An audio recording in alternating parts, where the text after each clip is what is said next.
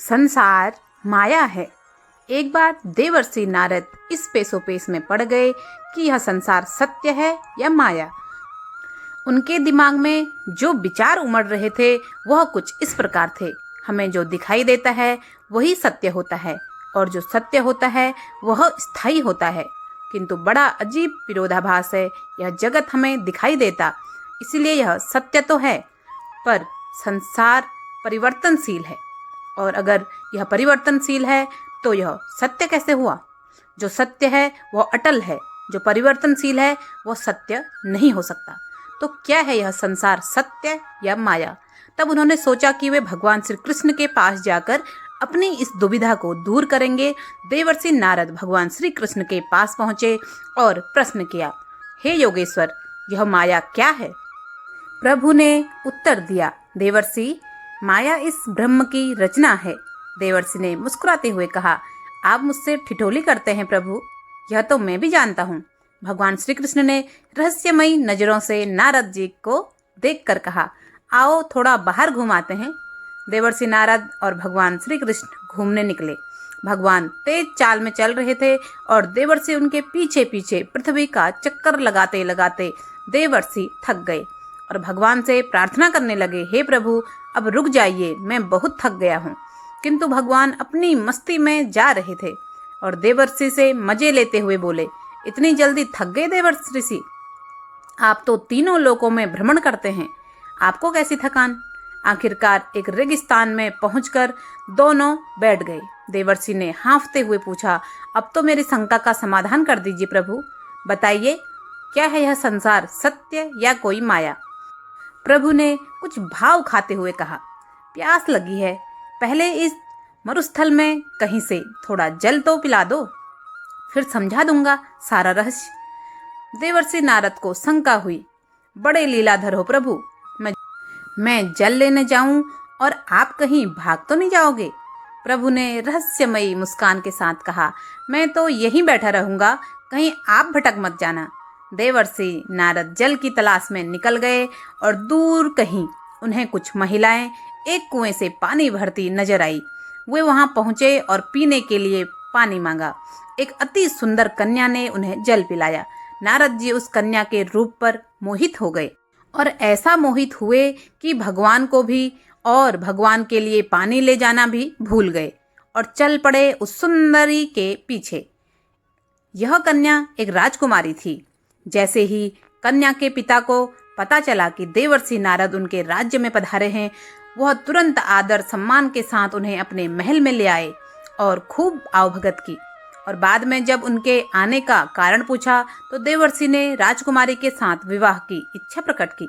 राजा ने इस प्रस्ताव को स्वागत करते हुए कहा, यह मेरे लिए सौभाग्य की बात होगी कि आप जैसा दामाद मुझे मिले। मैं खुशी खुशी आपको अपनी पुत्री सौंपता हूँ। बस मेरी एक शर्त है। वह क्या?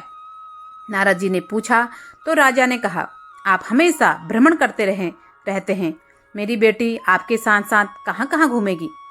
मेरी इच्छा है कि आप विवाह के बाद यहीं महल में रहें। देवर्षि नारद ने यह प्रस्ताव सहर्ष स्वीकार कर लिया। धूमधाम से विवाह संपन्न हुआ और नारद जी गृहस्थ जीवन जीने लगे। स्वर्गलोक के सभी देवता आश्चर्य में पड़ गए कि यह नारद जी को क्या हो गया। आपस में सभी देवता इस पर चर्चा करने लगे कि अखंड ब्रह्मचर्य का पालन करने वाले नारद मुनि एक ग्रस्त वैवाहिक जीवन जीने जा रहे हैं। किंतु देवर्षि नारद अपना भूतकाल पूरी तरह से भूलकर अपने नए जीवन में मग्न हो रहे हैं।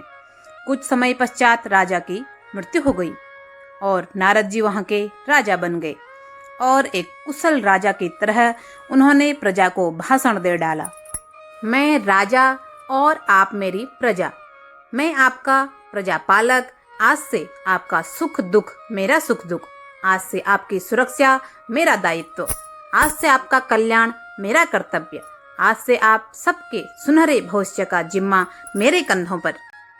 प्रजा ने भी अपने नए राजा को सिर आंखों पर बिठा लिया। वक्त बीतता गया और देवर्षि की पत्नी ने एक के बाद एक 2 कन्याओं को जन्म दिया और कई वर्षों बाद एक बार फिर खुशखबरी पूरे राज्य में दौड़ी और तीसरी बार रानी ने एक पुत्र को जन्म दिया। देवर्षि खुशी के मारे नाच उठे। सेनापति और जनता को भारी पुरस्कारों से माला माल कर दिया। तीनों बच्चे थोड़े बड़े हुए तो देवर्षि ने उन्हें राजपुरुषों के आचरण की शिक्षा देनी शुरू की।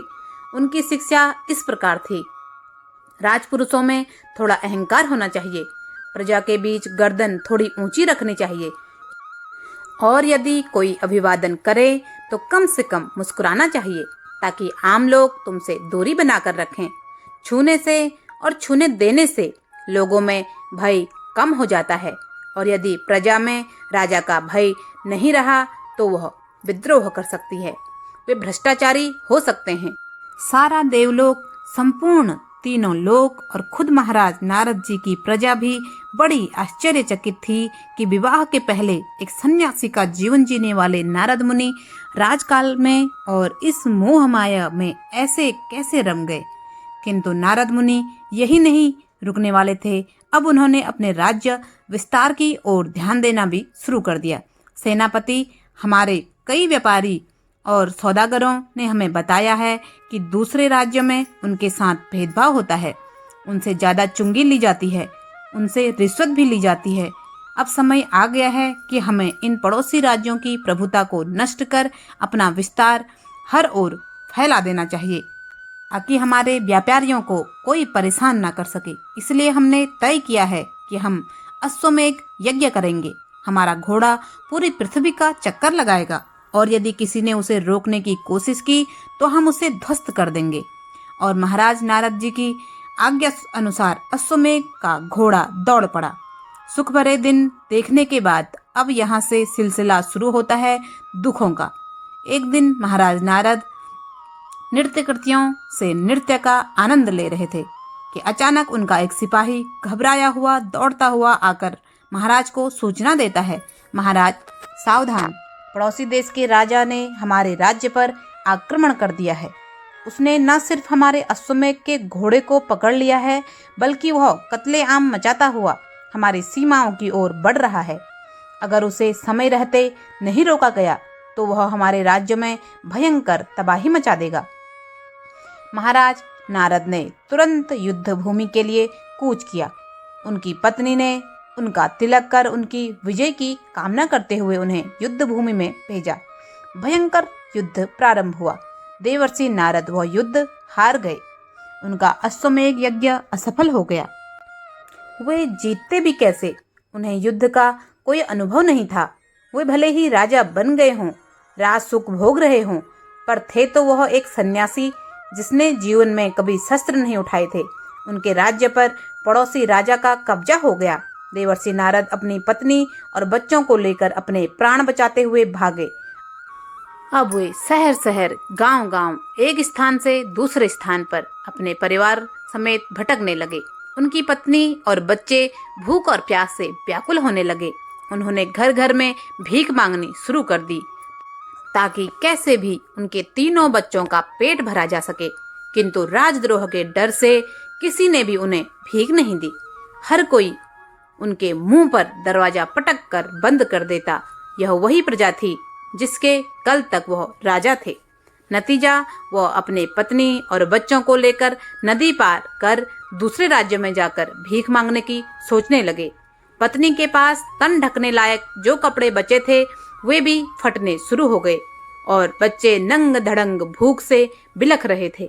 नारद जी ने खुद ही नाव चलाई और अपने परिवार को लेकर जल्द से जल्द दूसरे शहर पहुंच जाना चाहते थे ताकि भीख मांगकर जल्द से जल्द अपने भूखे बच्चों का पेट भर सकें। किंतु बेचारे नारद जी को नाव भी चलानी नहीं आती, इसीलिए बीच नदी में पहुंचकर वो नाव उलट गई। नारद जी ने अपनी डूबती पत्नी और बच्चों को बचाने की बहुत कोशिश की, किंतु वह किसी को नहीं बचा पाए। उनका पूरा परिवार डूबकर मर गया और वह बेचारे एक कोने में बैठकर रोते रोते जोर से विलाप करते रहे।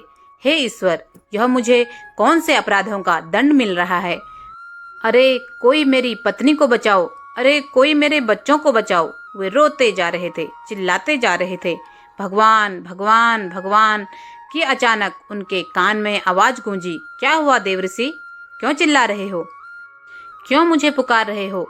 मैं यहीं तो बैठा हूँ तुम्हारे पास। नारद जी को होश आया और देखा कि वह भगवान श्री कृष्ण के साथ अभी इस रेगिस्तान में बैठे हैं जहाँ से उन्हें पानी लाने के लिए कहा गया था। भगवान ने कहा, मुझे क्यों पुकार रहे हो देवर्षि? मैं तो यहीं बैठा हूँ, पर आपको पानी लेने भेजा था। मुझे प्यास लगी है, पानी कहाँ है? नारद जी का शरीर पसीने पसीने से तरबतर हो गया और उनकी स्थिति ऐसी हो गई कि जैसे नींद से जागे हों। उन्होंने पूछा, मैं कहाँ हूँ प्रभु? तुम पानी लेने गए थे, पानी कहाँ है? मैं पिछले 1 घंटे से तुम्हारी प्रतीक्षा कर रहा हूँ। अब नारद जी फिर चौंक गए। 1 घंटा? धन्य हो प्रभु, यह सब 1 घंटे में घटित हो गया। 1 घंटे में मैंने सारा जीवन देख लिया। भगवान मुस्कुराकर बोले, बात समझ में आई देवर्षि? बस यही माया है, वह अनिर्वचनीय है। वह शब्दों से नहीं, अनुभव से समझी आती है। यह संसार भी उसे सपने की तरह है। देवर्षि, जो आपने देखा है, जो सत्य को झूठ के आवरण में छुपाकर इस संसार को ही सत्य समझ लेती है, यही माया है। यह संसार माया है, यहाँ सच कुछ भी नहीं, सब स्वप्न है। इसलिए यह संसार परिवर्तनशील है और यह सच होते हुए भी एक माया है। दोस्तों, कहानी अच्छी लगी हो तो प्लीज़ एक लाइक जरूर करें। चैनल पर नए हैं तो सब्सक्राइब करें। कमेंट बॉक्स में जय श्री राम जरूर लिखें। धन्यवाद। जय जय श्री राम।